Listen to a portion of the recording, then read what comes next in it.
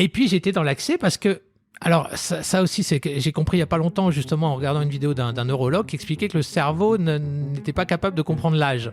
Et donc, effectivement, moi, je courais comme si j'avais jamais arrêté. Donc, j'étais incapable de me dire, attention, maintenant, tu as dépassé 50 ans, tu n'as plus 20 ans, donc tu pars pas à 10 km/h.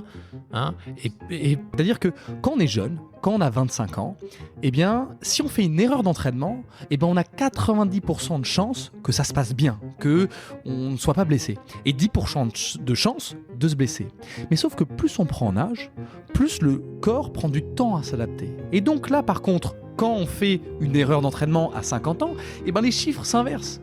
On passe à 90% de chances de se blesser et 10% de chances que ça se passe plutôt bien. C'est vrai. Et ça, on ne le remarque pas parce que le cerveau ne va pas se sentir vieillir. On se sent toujours à 20 ans presque dans le cerveau.